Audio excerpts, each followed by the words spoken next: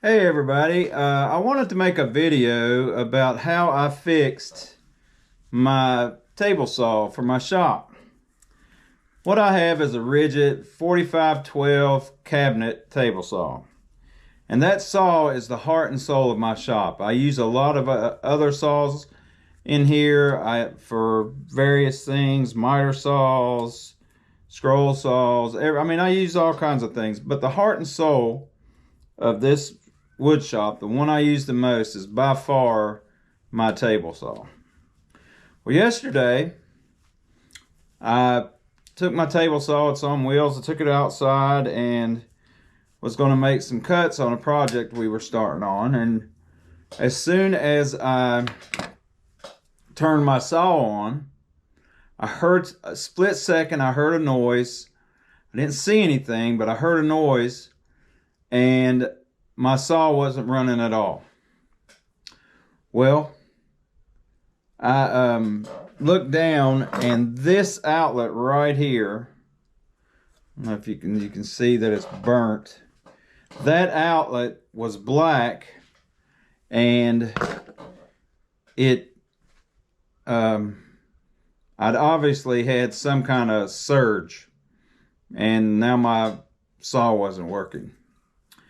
So let's move over to the saw and we'll continue with this video. So let me show you how I eventually fixed my saw. As you can see, my saw right now is still not put back together. The starting switch is off of it. You can see that the back panel back here is still off of it. This was all part of the process of me fixing this thing. I thought that since the engine was turning, and it turned just fine, I thought that there would probably be a reset button on the on the engine. I thought that it got a surge of electricity, it did that emergency shut off, you had to reset it. So I took that back panel off, searched and searched and searched, never found a reset button. So I had to move on to plan 2. Plan 2 was to test electricity. So I have this pin here. This pin is one that detects whether or not electricity is coming through a wire. So I plugged my wire in, checked here, I had electricity. Turned the switch on, I checked here, I had electricity going out of the switch. So then I came in here, I left the switch on.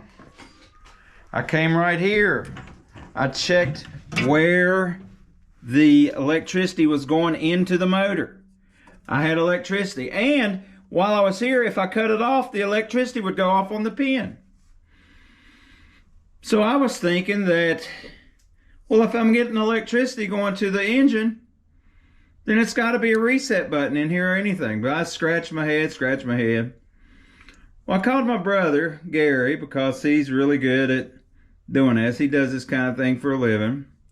And told him my situation. And he said, well, how many volts do you have going to your engine?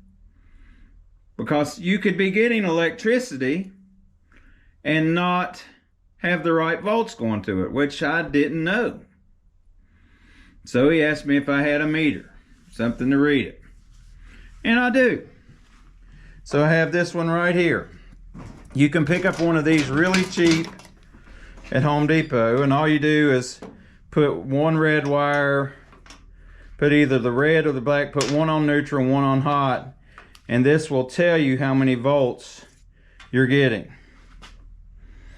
So the first thing I did was I came inside my starter and I put the red and the black right there on the starter switch, and I wasn't getting anything.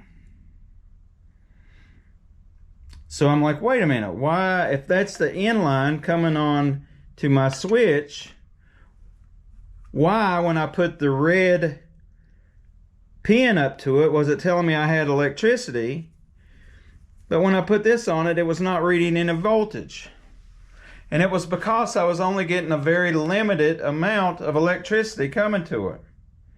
So I took this totally out. The wire coming to my starter, took it totally out, exposed the wire, tested it was plugged in, and I wasn't getting 120. So it was simply this wire.